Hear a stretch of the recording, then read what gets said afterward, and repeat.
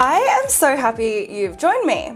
It's been a really fun year or so learning about crypto and blockchain with everybody on TikTok, but it's time to get real serious now. It's time to put everything I've learned into one 10-week course. So a little bit about me. My name's Karen, as you know. I am an active trader and investor, so disclaimer there. I have a background in law, information privacy, data, tech. I'm doing my own thing. I'm freelancing in the tech space and in Web3 and in crypto. And part of this next 10 weeks will also be talking and learning with you about how we can create, a different life and create something different to what we've been told. We've been told to go to uni and it's okay if you incur crazy debts because there will be a job waiting for you and you'll be able to buy a house and you'll be all good.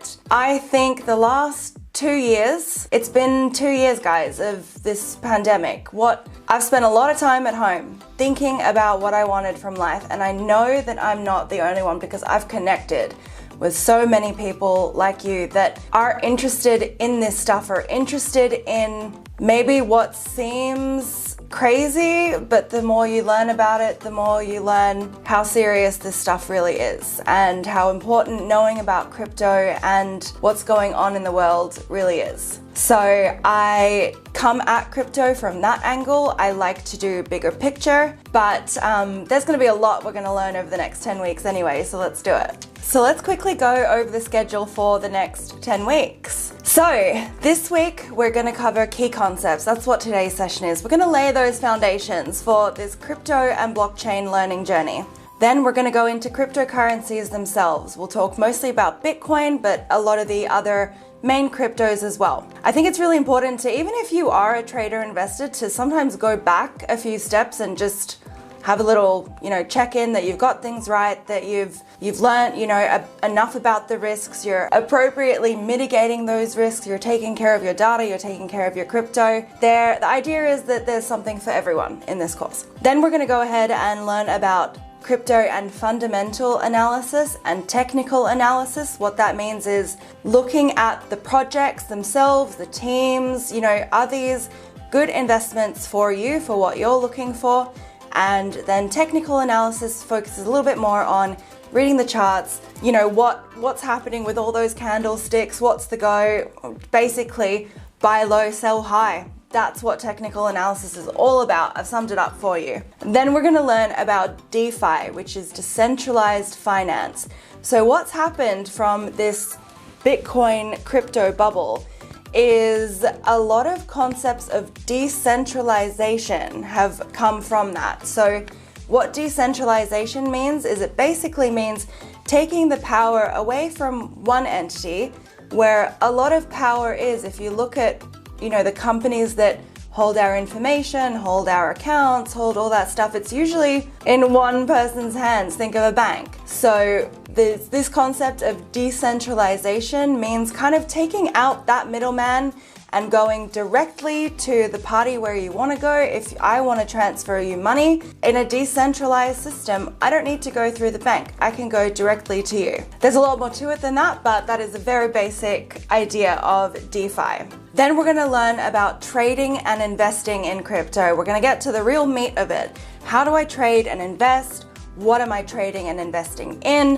What times am I doing that? What's my risk strategy?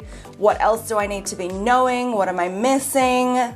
So we're gonna hit that up in week 6. And then buying and selling crypto, we're unpacking those themes a little bit more in a little bit more detail. There's a lot there. Then in week 8, we're going to talk about choosing a wallet. That comes up a lot in the previous weeks, but we go into nice hefty detail in week 8. These are things that are important. There are drier aspects to crypto, things like how to secure your coins, how to secure your passwords. They're a little bit more dry, but they're so important, so important. And then in week 9, for my tech heads, we're going to go a little bit deeper into the actual technology behind crypto. So if you have me on TikTok, you would know that I do a variety of beginners content, and then sort of intermediate content, and then into more technical content. So give me some feedback. This will be a learning journey for all of us, and hopefully we'll get the right angle together. And then in week 10, we're going to look forward. We're going to look to the future of blockchain and cryptocurrencies. I mean, the more you learn about it, I think the more you get excited about the potential future. I know for me that I'm an empath and I read the news and I see what's going on in the world, and thank God that I have crypto and blockchain to learn about, because there are so many good news stories and potential powerful, amazing changes that can come from the tech. So that gets me through. Okay, so the key concepts we're starting with today, as I said, we're easing in. We're going to talk about blockchain, fiat currency, cryptocurrency, crypto coins, tokens, and altcoins, and what gives crypto value. Basically, the whys.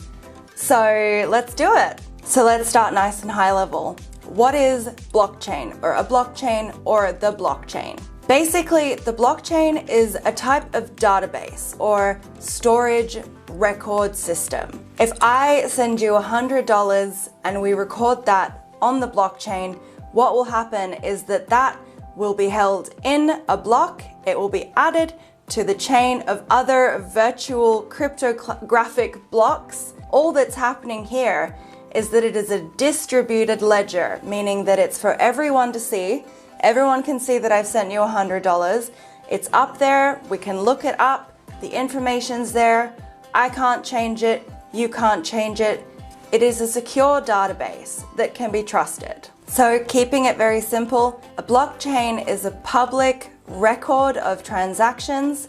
It is a database, or it is a kind of storage record system where we can see what's happening, because transactions and trades and decisions are recorded up there, tacked on by mathematical equations and cryptography in a very secure way to other transactions. And it's all up there for us to see. As I mentioned, we'll get more into the tech later, but for now, all you need to know is that it's a type of database that has multiple computers in them, or that can access them.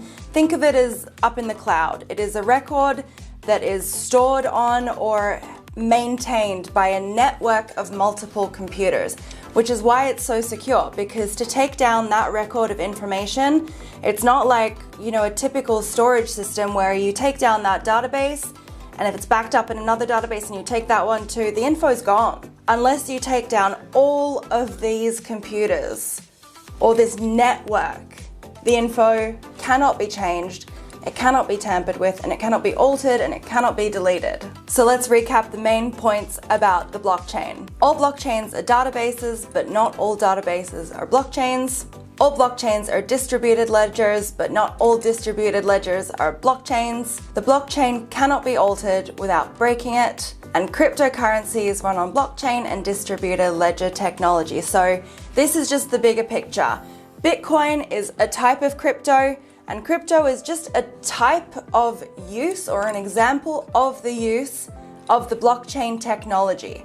The blockchain technology being the technology that allows a set of information to be upheld by a bunch of computers and a bunch of systems in a way that one hacker can't just come in and take down.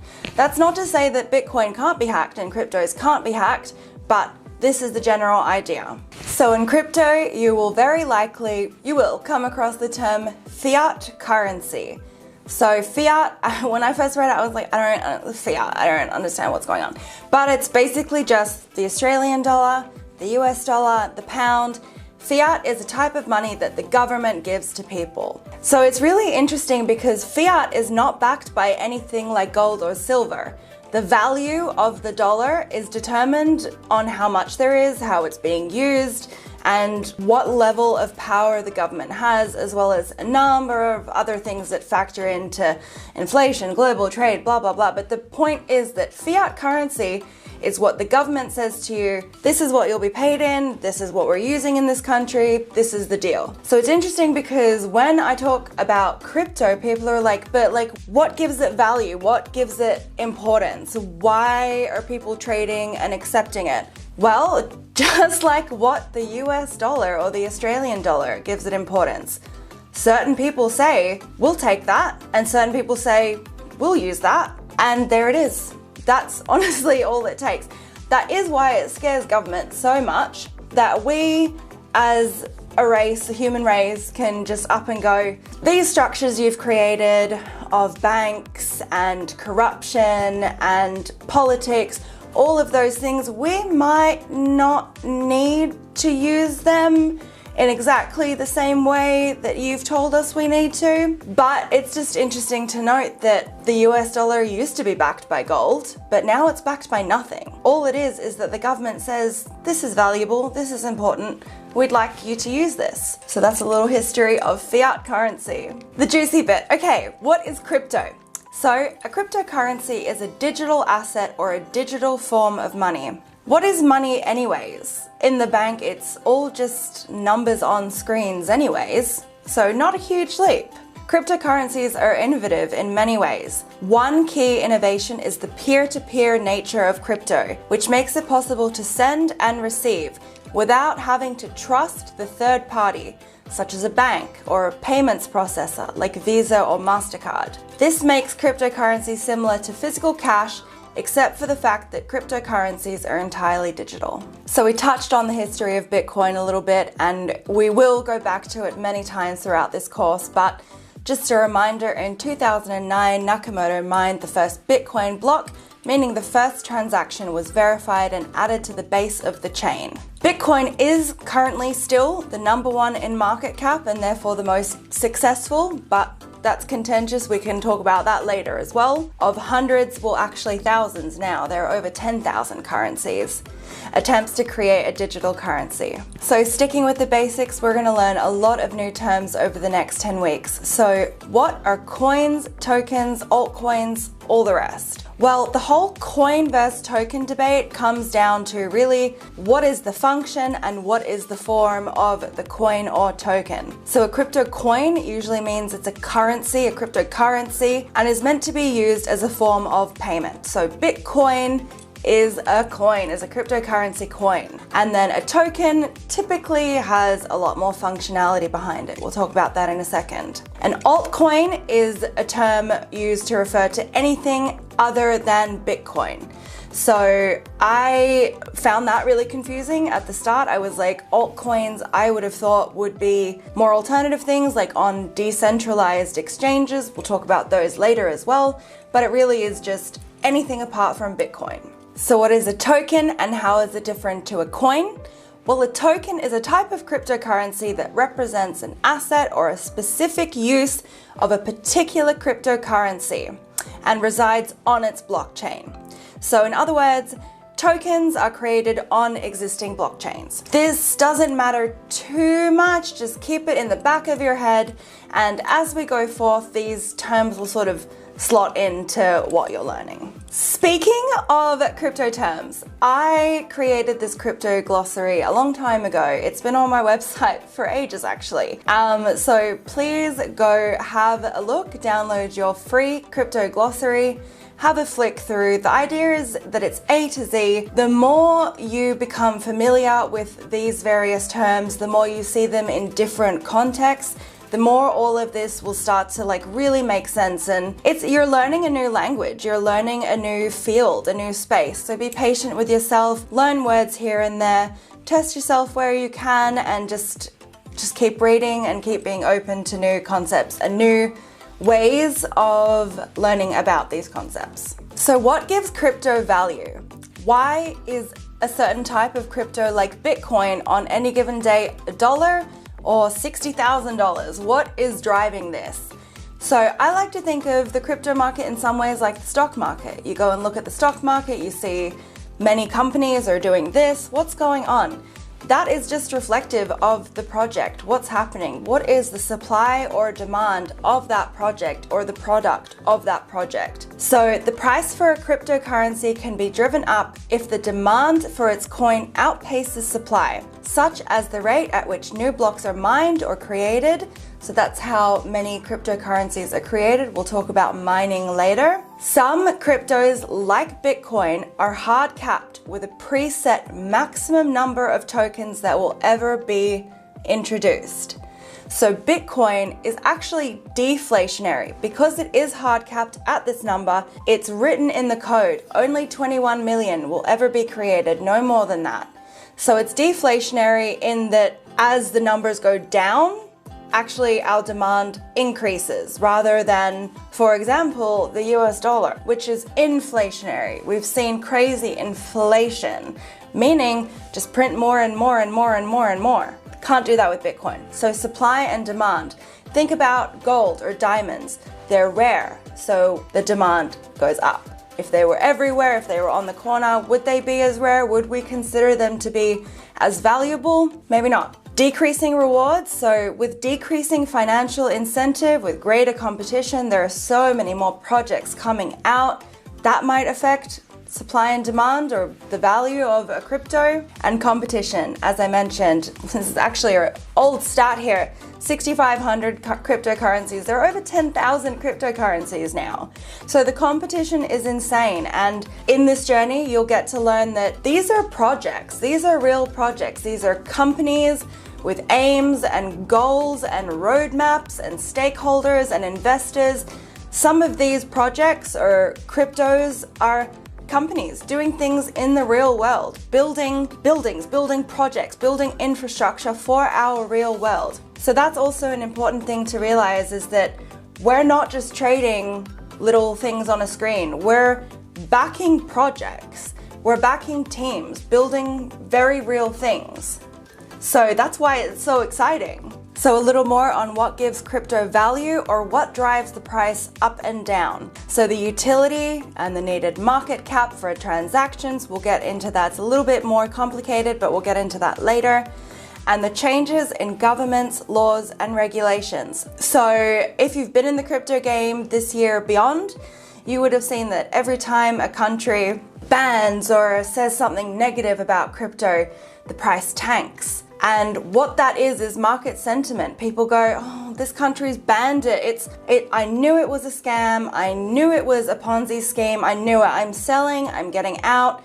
And then, the demand, therefore the value, therefore the price goes plummeting down. And all of this is why I talk a lot about keeping your emotions in check, because you log in one day and you see the price down here and you go, oh, I should sell too. But then next minute, one country like El Salvador makes Bitcoin legal tender and the price goes like that. So it's really just about figuring out what you believe and what you believe in and what you want to see in the world and what you want to support and what you want to learn about. And that could be crypto. But part of that means being aware of these changes in the world and how that affects the price. Market cap is a term that comes up really often. So the market cap is the total value of all the coins that have been mined. Market cap is calculated by multiplying the number of coins in circulation by the current market price of a single coin. So save this screen for later, because this term comes up a lot, and we'll talk about how we can use this term to evaluate projects, evaluate how much money is in them, evaluate what they're worth.